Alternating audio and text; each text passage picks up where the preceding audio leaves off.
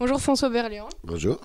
Donc, vous êtes un acteur français, vous avez fait vos premiers pas sur une scène de théâtre dans la pièce Sur une plage de l'Ouest.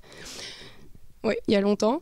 Au cinéma, vous êtes révélé au grand public dans Ma petite entreprise de Pierre Jolivet, un rôle qui va vous valoir le César du meilleur acteur dans un second rôle. Puis vous enchaînerez avec Mon idole de Guillaume Canet. Là, vous remporterez l'Étoile d'Or. Et s'en suivra alors une longue carrière avec notamment Les choristes, Le transporteur, Ne le dis à personne ou encore Dead Man Talking. Alors je voulais savoir, au cours de votre carrière, vous combinez vos rôles au théâtre et au cinéma. Qu'est-ce que le théâtre vous procure que le cinéma ne vous apporte pas et inversement? À vrai dire, le théâtre me procure beaucoup plus de choses que le cinéma. Le théâtre, bon, on a un rapport tout de suite avec le public, donc on sait tout de suite si ça marche pas, etc. Que ce soit dans la tragédie ou dans le comique. Dans la tragédie, c'est la qualité de silence qui importe, et puis dans la comédie, évidemment, c'est le rire. Et voilà, on sait tout de suite si le spectacle marche ou pas. Alors qu'au cinéma, on est tellement dépendant de tout. Si on joue une scène, et on est dépendant du montage. Est-ce que le metteur en scène, le réalisateur va capter des choses que vous avez données ou pas. Voilà. Donc c'est très particulier. Autant au théâtre, on est maître du jeu, autant au cinéma, on a trop de... Enfin, ça m'intéresse, c'est intéressant toujours, etc. Mais quelquefois, j'ai eu vraiment des grosses déceptions parce que je dis, tiens, c'est marrant, il n'a pas monté la scène à ce moment-là sur moi, et c'est dommage parce qu'il manque ci, il manque ça. Enfin, voilà. Donc, au moins, au théâtre, on est moteur, quoi. On est maître, encore une fois, maître du jeu. C'est ça qui m'importe. Donc, le théâtre, c'est ça ce qui m'apporte. C'est un peu plus de maîtrise que le cinéma. Donc le cinéma, ça ne m'apporte pas plus que le théâtre. Moins. Voilà. Alors, par contre, le cinéma apporte une chose que n'apporte pas le théâtre, enfin apporte moins le théâtre, c'est la notoriété. C'est quand on devient on est connu dans la France entière par le cinéma et pas par le théâtre. Pour le théâtre, bon, c'est pas élitaire, mais quand même un petit peu. Donc les places sont chères, et puis on joue pas partout, alors qu'au cinéma, on est partout. Donc ça, et là, comme la télévision aussi, d'ailleurs. Donc ça apporte la notoriété, mais c'est tout. Alors c'est important, mais c'est pas plus que ça non plus. Pour faire un bond dans le passé, Thierry Lafronde et J.R. dans Dallas faisaient partie de vos héros lorsque vous étiez enfant. Est-ce que ces personnages vous ont inspiré pour votre carrière d'acteur? Non, du tout. Enfin, J.R. un peu, parce que J.R. c'était assez drôle. Oui, je l'avais dit il y a longtemps, ça. Et c'est vrai, mais comme tous les gamins de mon âge, Thierry Lafronde, c'était important. Mais Dallas, ça a été... Enfin, J.R., c'est important parce que c'est le rôle de méchant. Et moi, il se trouve que j'adore les rôles de méchant parce qu'il y a vraiment matière à jouer. Peut-être parce que je suis gentil et que tout à coup, ça me donne une aisance dans le sens où voilà, j'aurais envie d'être comme ça dans la vie de temps en temps, d'être insupportable, méchant, odieux, etc., comme je le fais dans pas mal de films. Et voilà, donc c'est vrai que JR, ça m'a... Je me suis dit, tiens, un jour, si j'ai envie parce qu'à l'époque, j'étais vraiment jeune acteur, je me suis dit, tiens, si je peux faire carrière dans les rôles de méchant, ce serait pas mal. Donc, voilà. Justement, vous parlez de rôle de méchant. Dans vos rôles au cinéma, vous passez aussi bien d'un polar sombre à une comédie plus légère. Quel est le personnage avec lequel vous avez le plus de facilité de jouer, justement? Un méchant ou plutôt un rigolo? Les deux, quand c'est le méchant qui fait rire, voilà, j'aime ça. J'ai autant de facilité à jouer le directeur dans Les choristes que mon idole de Canet, parce que... Enfin, quand c'est très proche de mon humour. Moi, j'ai un humour dans la vie qui est très méchant. Mais les gens savent que c'est pour rire. Jamais je suis incapable de méchanceté. Donc, je suis très proche du personnage de Canet parce que c'est vraiment de mon idole. Parce que c'est ma forme d'humour. Donc, c'est peut-être le personnage dont je suis le plus proche. Dans le film Les Transporteurs, vous jouez aux côtés de l'acteur britannique Jason Statham. Alors, comment s'est déroulée cette collaboration ? Écoutez, la collaboration, c'est pas mal débrouillé, sauf que je comprenais pas beaucoup ce qu'il disait, parce qu'il a un accent cockney épouvantable. Et donc, comme il bouffe tout, ces gens-là bouffent tous leurs mots. Et moi, je suis pas totalement bilingue, loin de là. Et donc, il me faut vraiment quelqu'un qui parle avec l'accent d'Oxford pour que je comprenne quelque chose. Les Américains, c'est limite, quand je me suis un peu habitué avec les films. Mais en les cockney, là, je veux dire, j'ai pas... Donc, on s'entend très, très bien. On se tombe dans les bras l'un de l'autre quand on se voit, le peu qu'on se voit, mais on tombe vraiment dans les bras l'un de l'autre. Et voilà, c'est quelqu'un d'absolument adorable, sympathique, drôle.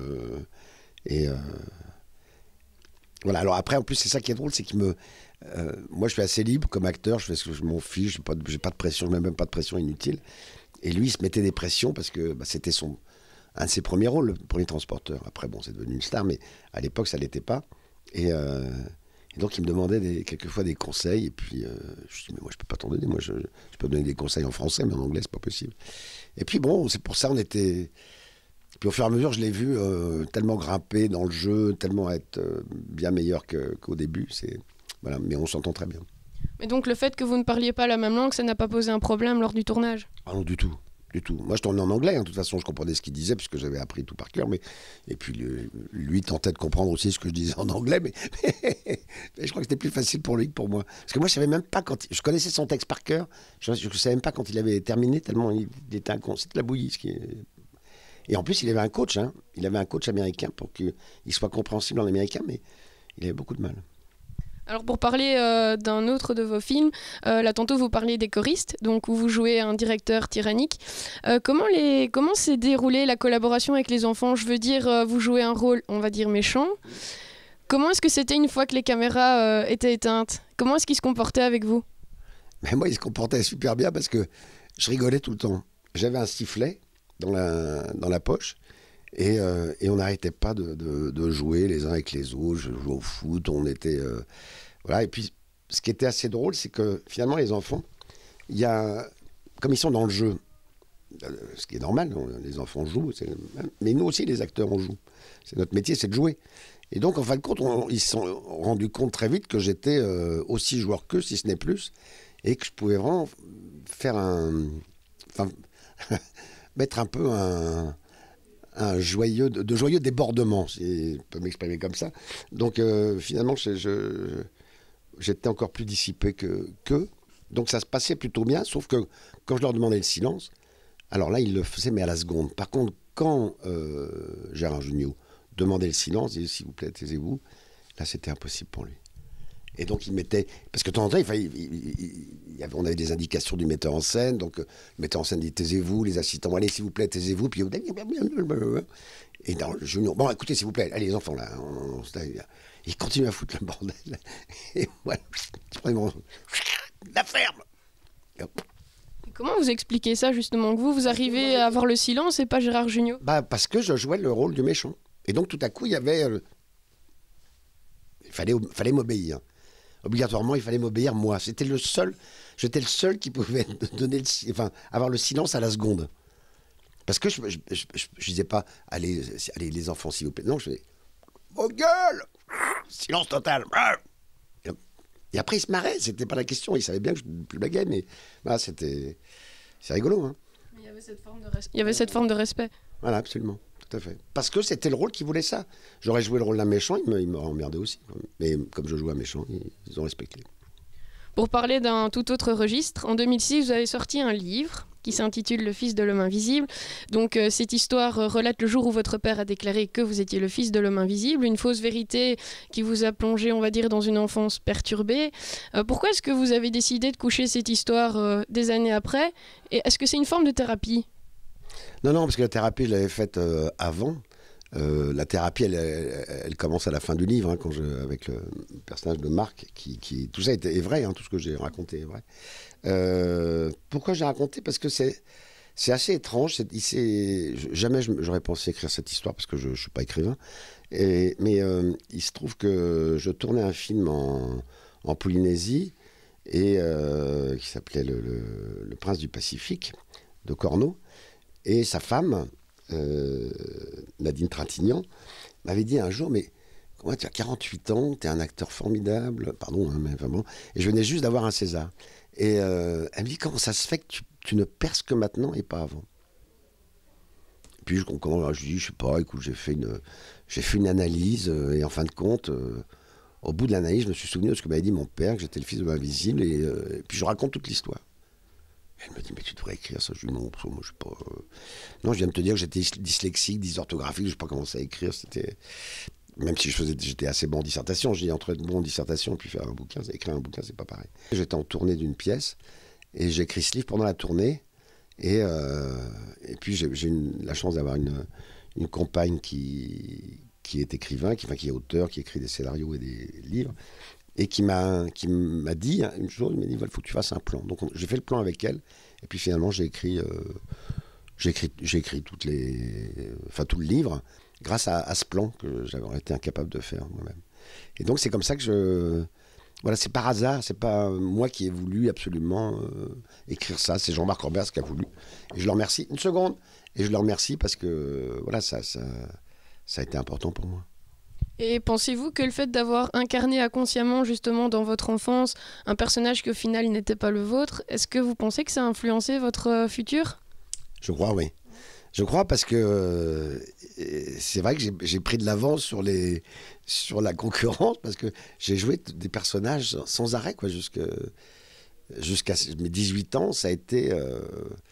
oui, je me suis enfermé dans une enfance soit invisible, soit trisomique, en tout cas différent de ce que j'étais moi. Et ça m'a beaucoup aidé après. C'est très étrangement, j'ai découvert le théâtre 1 an après. Même pas, non, 4 mois après, pardon, la fin, le dénouement dans ma tête, quand Marc m'a emmené à Compiègne et que j'ai vu mon reflet partout, moi j'étais normal, etc. Et voilà, après ça a été les grandes vacances, je passais le bac, je l'ai loupé, parce que j'étais dans un... Et après j'ai redoublé, c'est là où j'ai eu un groupe théâtre, et c'est là où j'ai découvert le théâtre. Vous parvenez à en rire maintenant ? Ah bah oui, complètement. Ah oui, oui. Non mais je suis content, plus que ça a été...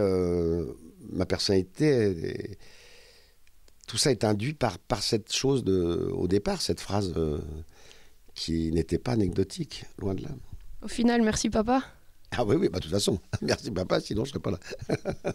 Pour conclure cette interview, est-ce que vous avez une citation ou une devise qui résume assez bien votre état d'esprit ? Écoutez, mon livre, j'ai mis en exergue une phrase de Gaulle, qui ne veut rien dire par rapport à moi, mais un petit peu quand même. C'est « La gloire n'appartient qu'à ceux qui l'ont rêvé ». Et c'est quelque chose qui voilà, je ne sais pas pourquoi j'ai gardé ça en tête, parce que, à vrai dire, mon nom, Berléand, n'est pas le vrai nom. Le vrai nom, c'est Berlian, et c'est mon père qui venait de Russie. Ils se sont trompés à l'état civil, et au lieu de Berlian, ils ont mis Berléand. Et puis, mon père était trop content d'avoir la nationalité française, et donc il a accepté, il n'a pas fait de... Et Berléand, moi j'ai toujours à l'école, mon frère et moi, on a toujours souffert, parce qu'ils disaient Berlot, il n'arrivait pas, Berléand, ça n'existait pas, et pour cause, parce que ce nom n'existait pas, ça a été inventé par l'état civil. Et un jour, je me souviens très bien, j'avais 12-13 ans, et j'avais dit, un jour, je deviendrai célèbre pour qu'on arrête d'écorcher mon nom. Et voilà. Et...